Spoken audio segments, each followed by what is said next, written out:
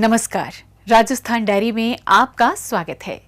जयपुर केवल एक शहर नहीं बल्कि रचनात्मकता और परंपरा की वो भूमि है जहां का रत्न और आभूषण उद्योग विश्व विख्यात है। लेकिन राज्य सरकार महज इतने से ही संतुष्ट नहीं है। लिहाजा राज्य सरकार की कोशिशें लगातार जारी हैं ताकि इस उद्योग को प्रोत्साहित कर इसकी ख्याति को और भी ज्यादा बढ़ाया जा सके। हाल ही में जयपुर में आयोजित ज्वेलर्स एसोसिएशन शो 2025 में भी इसकी झलक साफ तौर पर दिखाई दी। एक रिपोर्ट। जयपुर का रत्न और आभूषण उद्योग राजस्थान की सांस्कृतिक और ऐतिहासिक धरोहर का अभिन्न अंग है। यहाँ की कुंदन और मीनाकारी कला दुनिया भर में अपनी धाक जमा रही है। इसलिए राज्य सरकार पूरी प्रतिबद्धता से कार्य कर रही है ताकि इस उद्योग को हर संभव सहायता और प्रोत्साहन प्रदान कर इसे दुनिया के कोने कोने में लोकप्रिय बनाया जा सके। इसी उद्देश्य के अंतर्गत जयपुर के सीतापुरा स्थित JECC में ज्वेलर्स एसोसिएशन शो 2025 का आयोजन किया गया। ज्वेलर्स एसोसिएशन द्वारा आयोजित इस शो के ज्वेलरी एमिनेंस अवार्ड समारोह में मुख्यमंत्री भजनलाल शर्मा भी शामिल हुए और व्यवसायियों का जमकर उत्साह बढ़ाया। इस दौरान मुख्यमंत्री ने रत्न और आभूषण क्षेत्र के विभिन्न श्रेणियों में विजेता रहे व्यवसायियों को पुरस्कृत किया। जाहिर है इससे व्यवसायी और भी ज्यादा प्रोत्साहित होंगे और राज्य के रत्न और आभूषण उद्योग को बढ़ावा मिलेगा। इस अवसर पर मुख्यमंत्री ने कहा कि विश्व में पाए जाने वाले ज्यादातर रंगीन रत्नों का व्यापार जयपुर से होकर ही गुजरता है। इसलिए जयपुर को विश्व की रत्न राजधानी की उपाधि दी जा सकती है। उन्होंने कहा कि ज्वेलर्स एसोसिएशन जयपुर देश का पुराना और प्रतिष्ठित रत्न एवं आभूषण व्यापार संगठन है, जो पिछली एक सदी से इस व्यवसाय को संगठित और सशक्त बनाने के साथ ही राज्य की समृद्ध आभूषण कला को वैश्विक मंच पर पहचान दिलाने में अग्रणी भूमिका निभा रहा है। इनके द्वारा आयोजित ये ज्वेलर्स एसोसिएशन शो जयपुर की वैश्विक पहचान को और सशक्त करने का मंच है। जयपुर के कारीगर रत्नों को तराशने और उनकी गुणवत्ता को विश्व स्तरीय बनाने में माहिर हैं।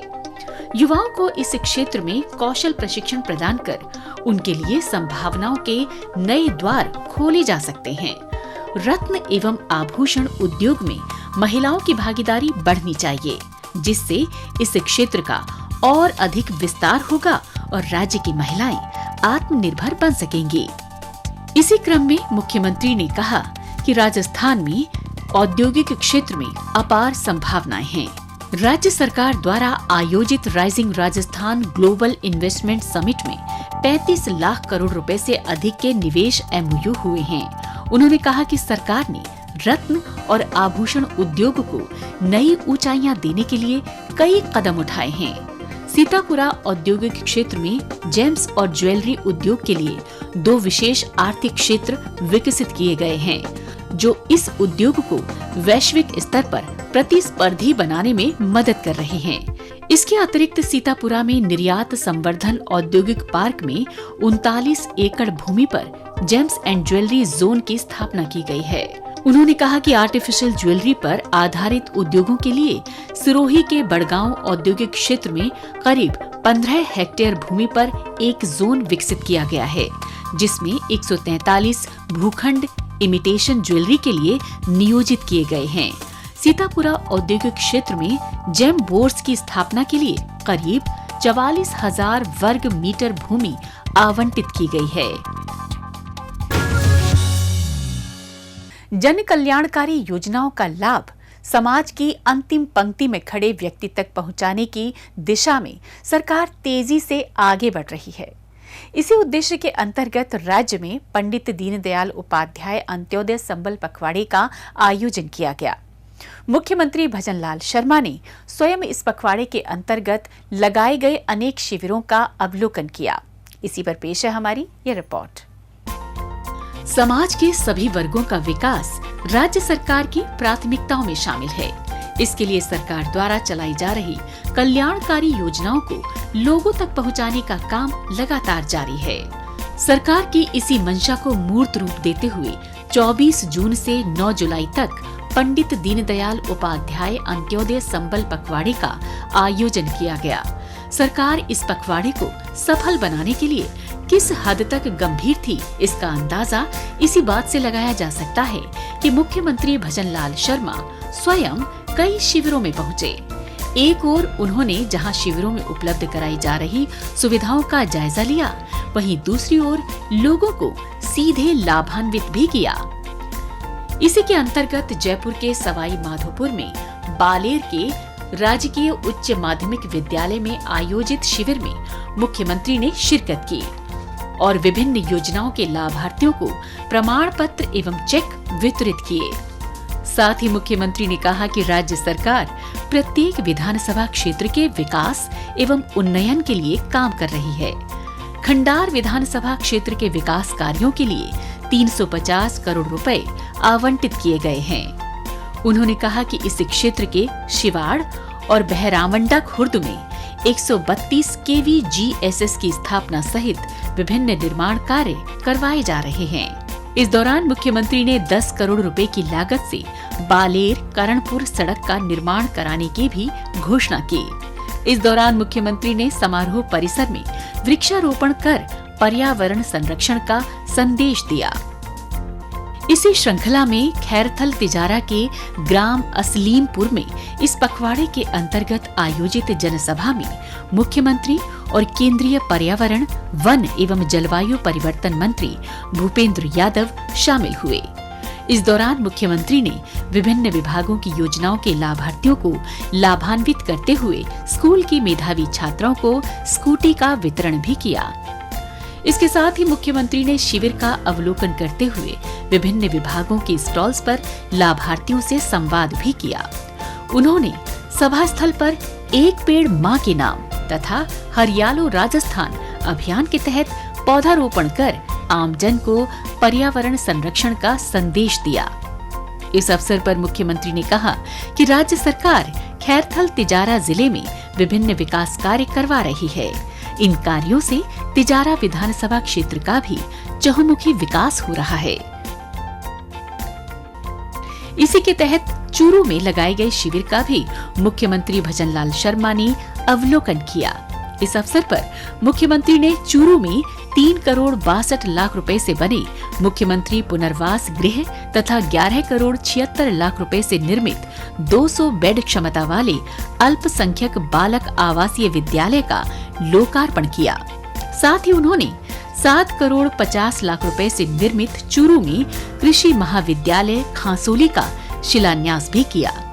इस दौरान मुख्यमंत्री ने विभिन्न योजनाओं के लाभार्थियों को प्रमाण पत्र एवं चेक प्रदान करते हुए भामाशाहों का सम्मान भी किया।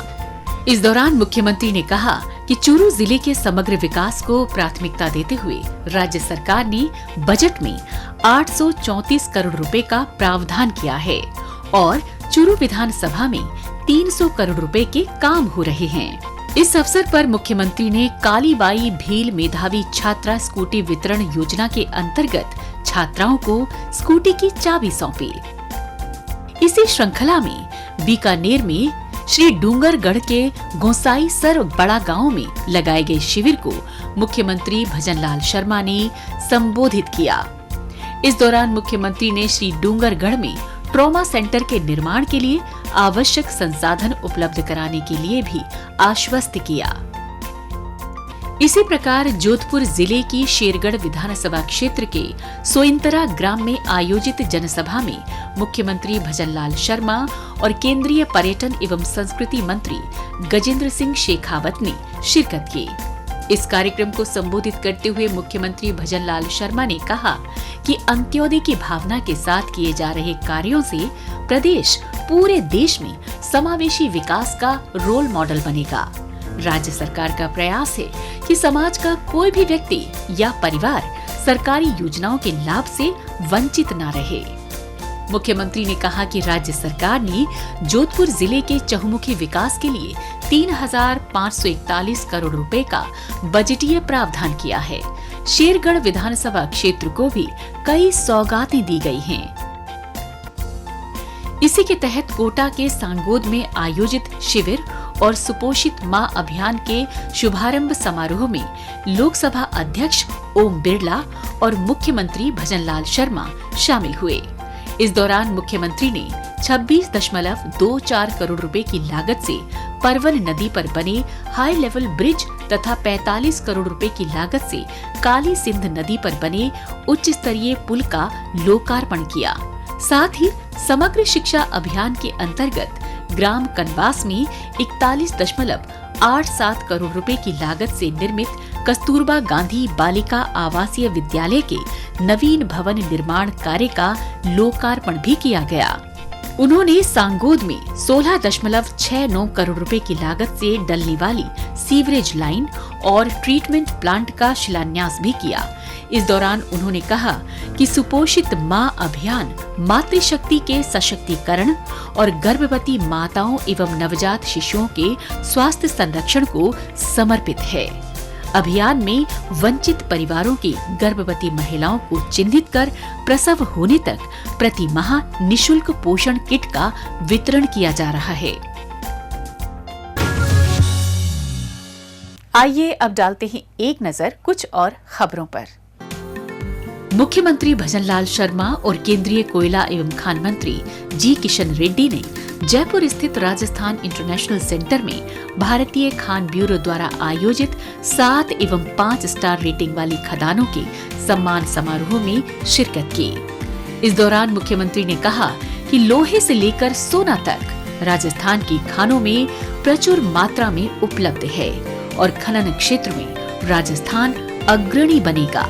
मुख्यमंत्री ने कहा कि राजस्थान खनिजों का संग्रहालय है। प्रदेश में 57 प्रकार के धात्विक एवं अधात्विक खनिजों का दोहन किया जा रहा है। यहाँ उत्पादित खनिज देश के कुल खनिज उत्पादन मूल्य का 12% है। उन्होंने कहा कि राजस्थान प्रधान खनिज के खनन पट्टों की नीलामी में शतक लगा चुका है। देश भर में आवंटित प्रधान खनिज के 500 ब्लॉक्स में से राजस्थान ने 20% से अधिक यानी 100 से अधिक ब्लॉक्स आवंटित करने का कीर्तिमान बनाया है। इसी क्रम में मुख्यमंत्री और केंद्रीय कोयला एवं खान मंत्री द्वारा 7 एवं 5 स्टार रेटिंग वाली खदानों के प्रतिनिधियों को सम्मानित भी किया गया।